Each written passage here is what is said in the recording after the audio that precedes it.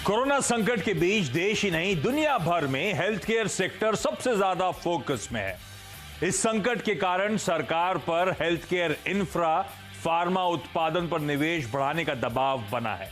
ऐसे में इस साल का बजट एक अच्छा मौका होगा जिसमें सरकार हेल्थ केयर को बड़ा बूस्टर दे सकती है।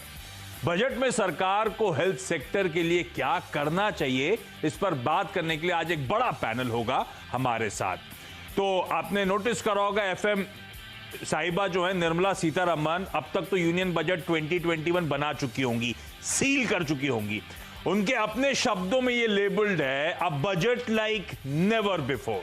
तो बट ऑब्वियस है कि सबकी एक्सपेक्टेशंस इस बजट से बढ़ती चली जा रही है और इस पैंडेमिक के बीच में ये पहला बजट आना है। तो कहा जा रहा है कि हेल्थ केयर पे एक स्पेशल फोकस, हेल्थ केयर पे ज्यादा थ्रस्ट इस बजट में होगा।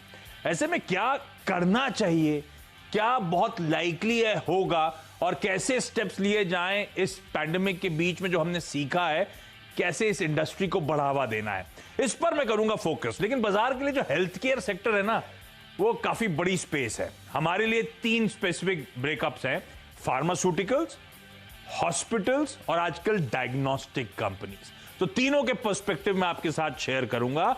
फार्मास्यूटिकल्स के लिए बातचीत करने के लिए आपको आपकी स्क्रीन पर नजर आएंगी बायोकॉन की executive chairman Kiran Majumdar Shaw.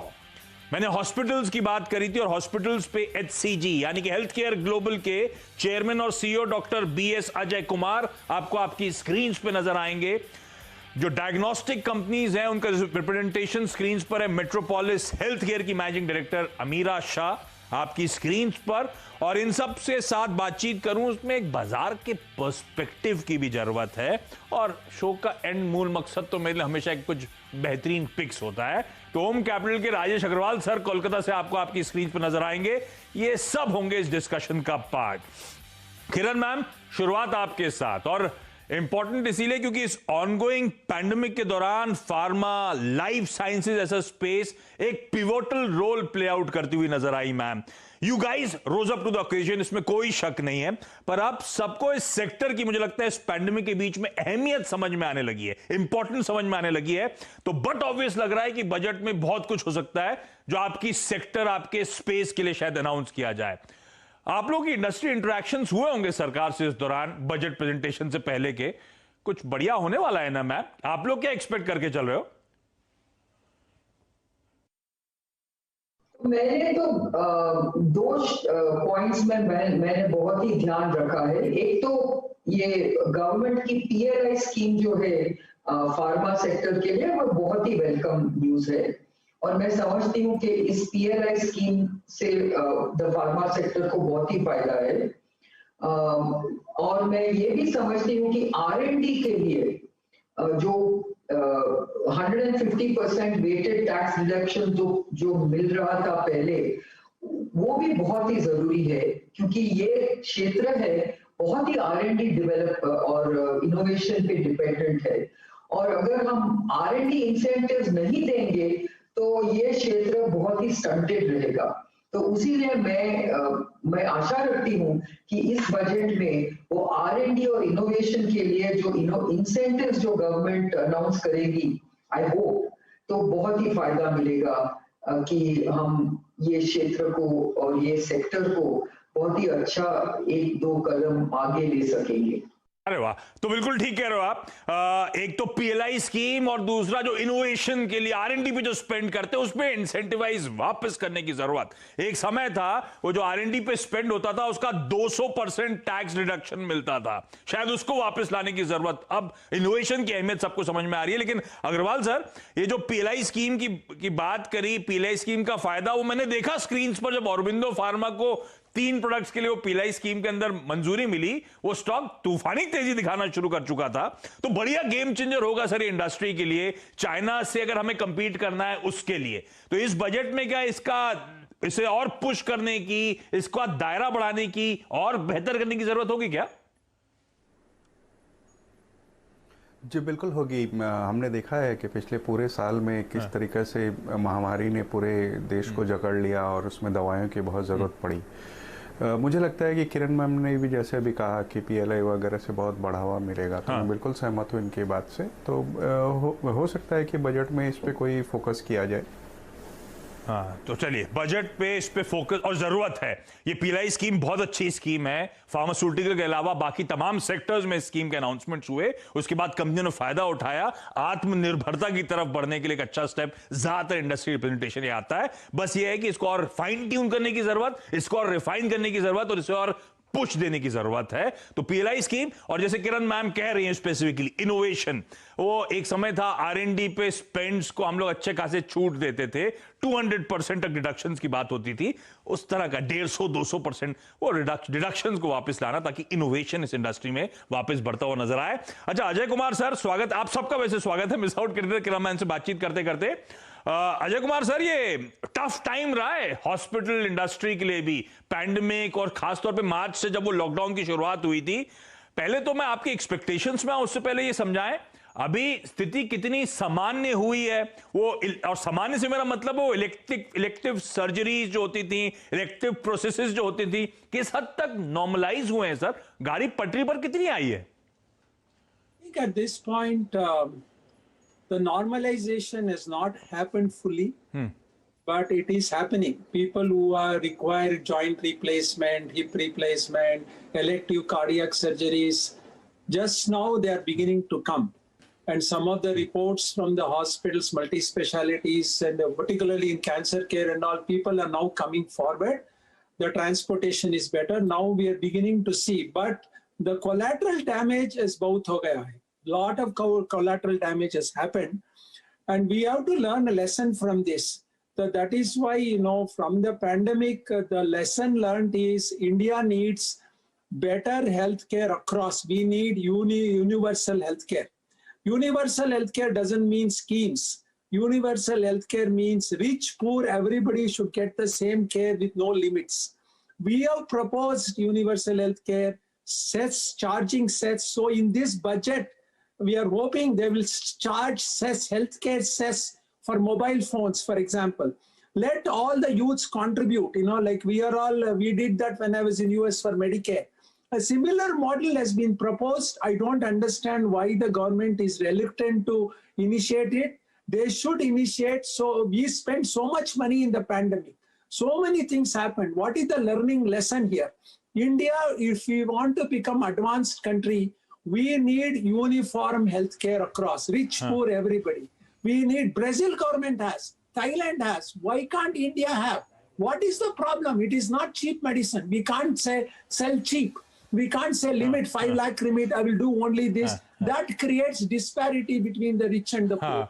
We need to bring parity by having uniform healthcare, universal healthcare.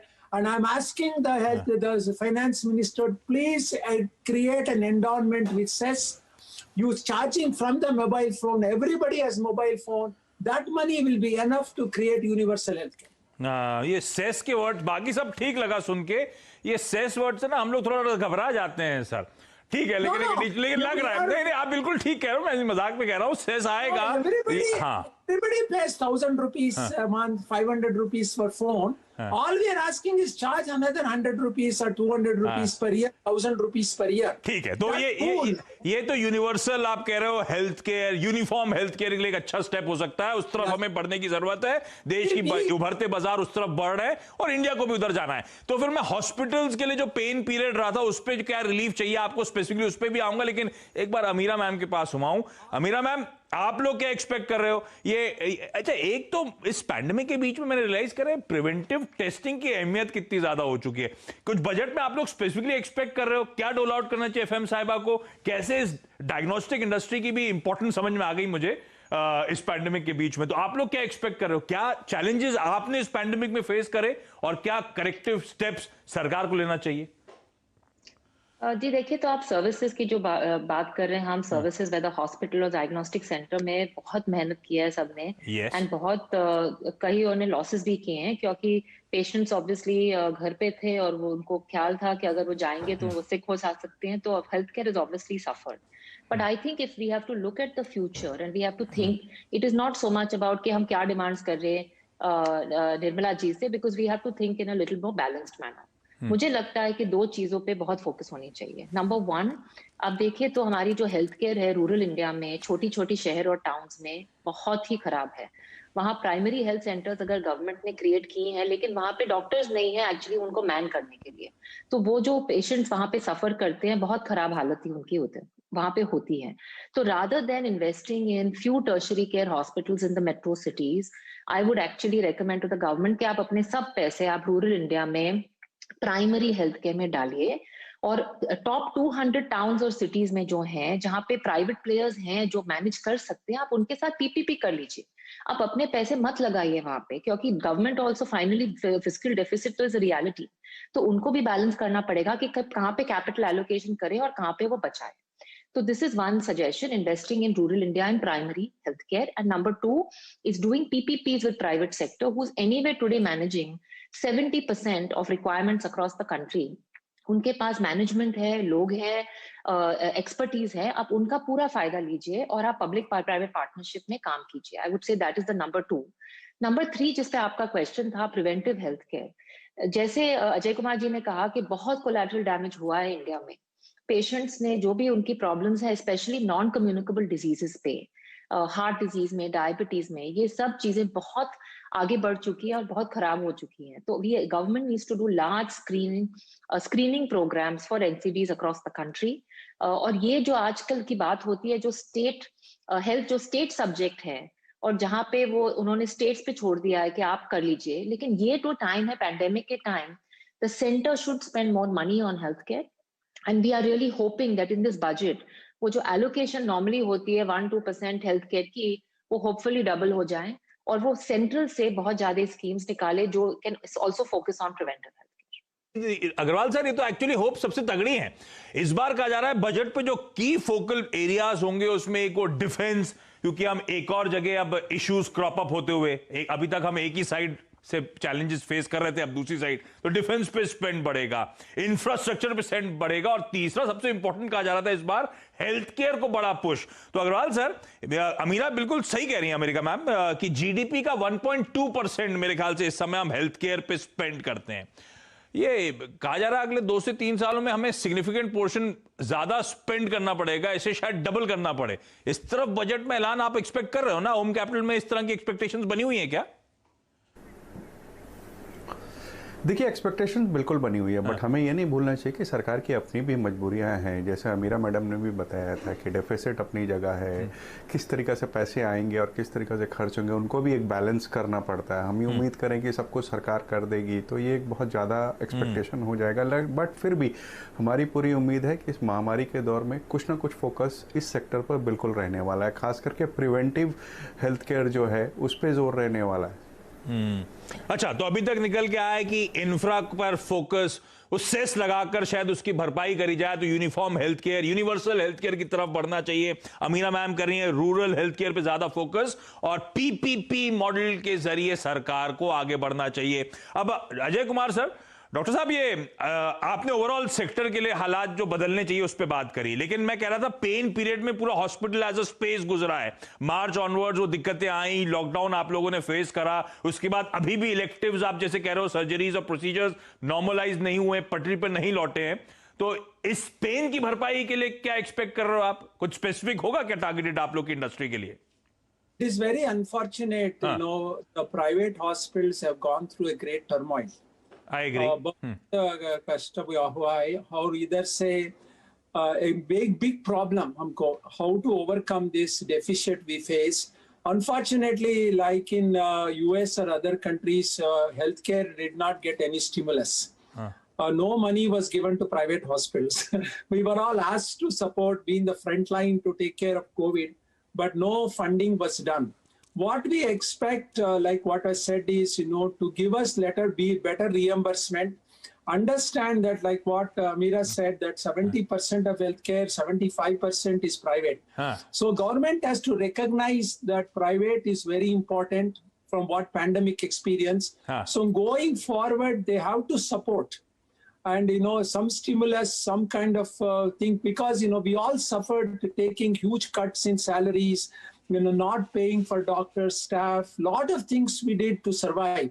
and now we are coming out of it. But this has to be recognized in this budget, and we hope there is some form of recognition done.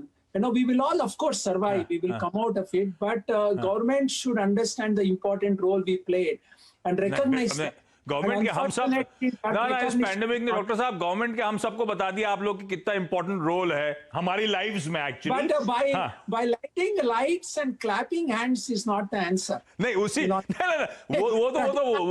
वो सब हो गया. अब इसीलिए मैं आप लोगों से बातचीत कर रहा था कि फिर बजट में कॉन्क्रीट स्टेप्स क्या हो सकते हैं इस इंडस्ट्री के जो पेन था या कंट्रीब्यूशन था उसको ड्यूली रिवॉर्ड करने के लिए. लेकिन अमीना मैम कुछ दिन पहले ना मैं डॉक्टर अरविंद लाल साहब से बातचीत कर रहा था, तो ऐसी बातचीत के दौरान निकल कर आया, मुझे पता नहीं बजट में ऐसा कुछ अनाउंसमेंट आएगा नहीं आएगा, उनसे बजट एक्सपेक्टेशंस पे बात हुई मेरी. तब वो कह रहे थे कि सरकार को पैथोलॉजी सेक्टर को कंसल्ट करना चाहिए प्राइस कैप जब इंप्लीमेंट करते हैं उससे पहले, और जब करते हैं तो यूनिफॉर्म स्टेट वाइज वो सेम प्राइस कैप हर जगह एप्लीकेबल होने चाहिए. इंडस्ट्री में दिक्कतें हैं क्या इसके चलते? देखिए आप देखिए तो जो हमारी ब्रॉडर इंडस्ट्री में आप देखिए डायग्नोस्टिक्स में तो एक्चुअली कोई मिनिमम स्टैंडर्ड है नहीं. तो आज अब जब हमारे 100,000 कुछ लैब्स है कंट्री में, एक से एक लैब का स्टैंडर्ड एकदम डिफरेंट है, तो आप कंपेयर कैसे कर पाओगे यार, आप कैप प्राइस कैसे कर पाओगे, क्योंकि everybody is following different standards. Covid में of course this was a lesser of an issue because ICMR had given certain guidelines, so I don't want to comment specifically on covid. But on all other test I think पहले बहुत important चीज है कि minimum standard जानना चाहिए, और इसमें तो गवर्नमेंट मतलब बजट में उनको कुछ पैसे डालने की जरूरत नहीं है, just has to be expertise put minimum standards for the whole industry which I think will be very helpful. But specifically आप बजट की बात करें तो जैसे अजय कुमार जी कह रहे हैं कि बहुत डिफिकल्ट टाइम हुई है, there are 2-3 things the government can do to recognise health care services and to make life a little bit easier in the coming year. Number 1 for example, जो भी हम केमिकल्स हम इंपोर्ट करते हैं diagnostics के लिए, उस पे आज भी हम इंपोर्ट ड्यूटीज पे करते हैं. 60% इंपोर्ट होती हैं, उस पे भी हम इंपोर्ट ड्यूटीज पे करते हैं. अगर आप चाहते हो कि डायग्नोस्टिक्स इज मोर अफोर्डेबल, तो that one simple thing to do is to actually lesson that और to remove that completely. Second चीज है, today on health care services जो GST की इनपुट टैक्सेस होती हैं हम सब बेयर करते हैं, लेकिन हम कस्टमर को चार्ज नहीं कर पाते, तो हमारे लिए एक्स्ट्रा कॉस्ट हो गई. अगर हमारे लिए एक्स्ट्रा कॉस्ट है तो किधर तो किसी को तो चार्ज करना पड़ेगा. So this is a second way where government can make things more affordable. A third thing is there can be potentially a tax holiday given to healthcare sector to say कि आप ये सब जो भी tax holiday आपको दिया जा रहा है, आप ये सब लेके आप invest कीजिए, आप infrastructure बनाइए. I think these all moves by the government would be very welcome by private sector and we would be happy to partner with them on it. तो ये तो बहुत सारी एक्सपेक्टेशंस हैं, देखते हैं FM साहिबा इन एक्सपेक्टेशंस पे कितना डिलीवर कर पाती हैं. लेकिन जाते थे किरण मैम, फिर मान के चलूं क्या इस तरह की एक्सपेक्टेशंस जब माउंट हो रही हैं, बजट 2021 आपकी हेल्थ केयर इंडस्ट्री, आपकी फार्मा इंडस्ट्री के लिए एक वैक्सीन शॉट हो सकता है? जी आपने एक सही बात कहा है कि इस दफे ये हमारे जो बजट अनाउंसमेंट है, हमें वैक्सीन चाहिए हमारे सेक्टर के लिए to really get us a boost. हमें वैक्सीन बूस्ट भी चाहिए. बिल्कुल बनता भी है. Fingers crossed. होपफुली जो आप लोग एक्सपेक्ट कर रहे हैं उससे कुछ अच्छा ही FM साहिबा करेंगी जब वो कह रही हैं कि never seen before like budget होगा. 100 साल में ऐसा बजट देखने को नहीं मिला था. तो अब जब बजट आ जाएगा, प्रेजेंट हो जाएगा, तो उसके बाद आप लोगों से फिर कोई अपॉइंटमेंट टाइम लूंगा जब आप सब एक साथ अवेलेबल होंगे. समझूंगा फिर कितना वाकई फायदा हुआ आपकी इंडस्ट्री को और कितनी वो ड्रीम शैटर हुई. लेकिन इवेंचुअली क्या निकल के आता है उस पर बातचीत. मैं एक काम करता हूं, किरण मैम आपका, अमीरा आपका और डॉक्टर साहब आपका, तीनों का बहुत बहुत धन्यवाद वक्त निकालने के लिए. राजेश सर आप प्लीज बने रहो. एक छोटे से ब्रेक के उस पार मैं आपसे जानना चाहता हूं, बजट से पहले फंडामेंटली सबसे स्ट्रॉन्ग कंपनी जिस पे ओम कैपिटल बुलिश है इस समय.